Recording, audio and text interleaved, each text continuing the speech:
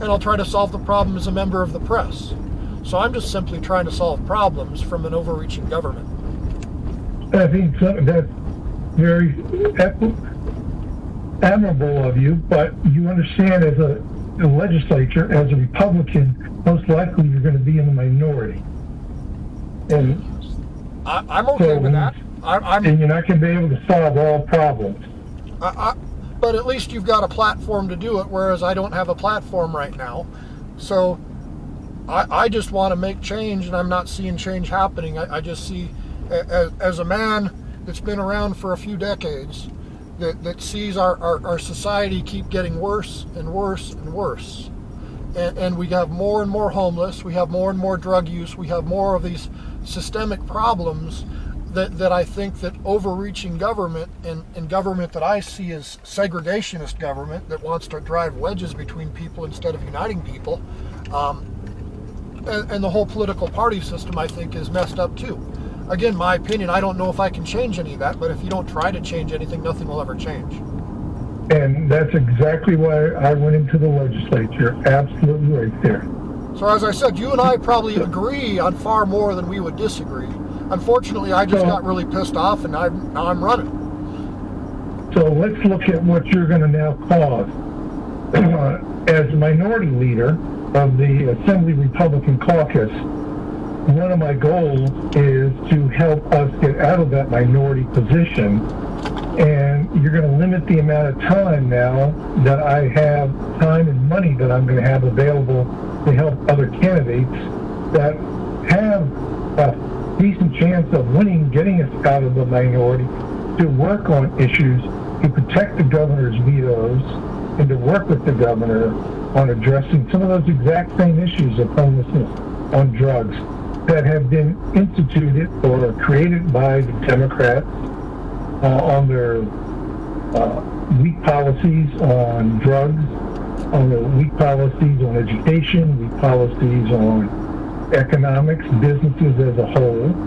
And so I will be spending time now in a primary using money to defeat you, and time to defeat you that could have gone to other people, and to other races to get us in that majority, or at least out of this one-third minority position.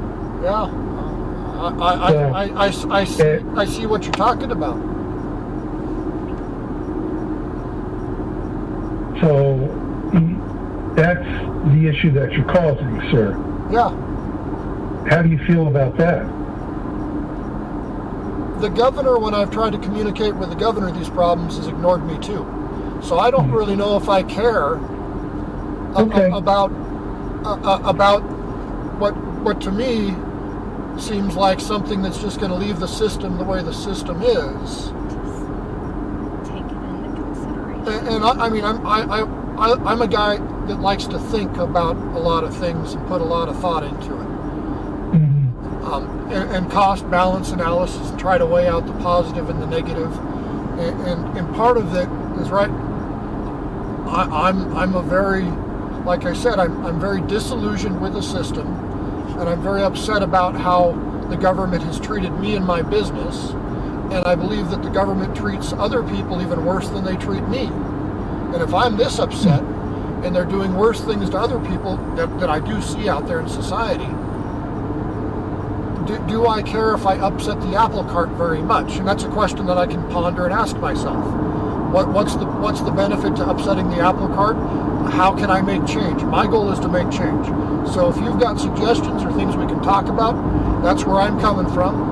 Perhaps we could reach something where I can make some change, and things can work out. But I'm not going to go away. As I said, I've tried to contact the governor. I created a YouTube channel out of this. I'm just some guy that's been running a business for the last 30 years. And the government pissed me off. And my representatives ignored me.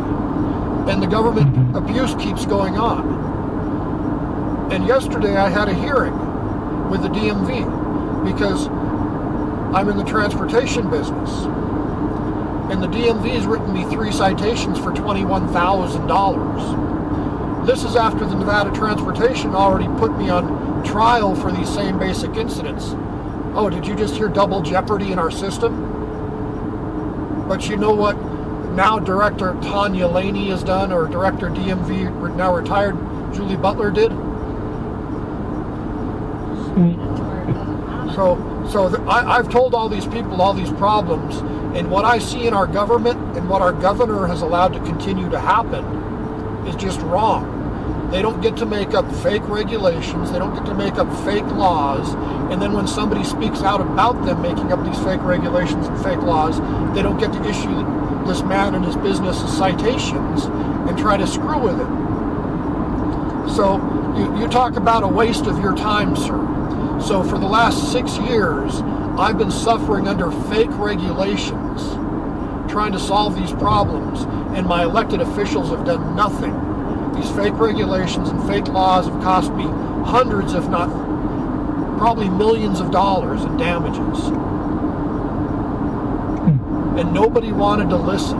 So I'm an angry citizen with how my government's treated me. How my governor's ignored me and caused me huge financial losses. Whereas here, let me be very, very blunt with you. I believe the governor may have had financial benefits from the things that have cost me money. So I'm very suspicious of him as a man. How so do you think? Well, there's a program in the state of Nevada called Auto Return. And as sheriff in Clark County, he was very a part of getting auto return brought into our state. I own a towing company. So once auto return was brought into our state illegally, do you know what the Administrative Procedures Act is? I'm vaguely familiar, yes, with it. NRS 230. You're probably much more educated in it than I am, I will admit. Oh, yes. I've got a subscription to Nexus Lexus, and I'm studying case law. That's how deep I am into this crap.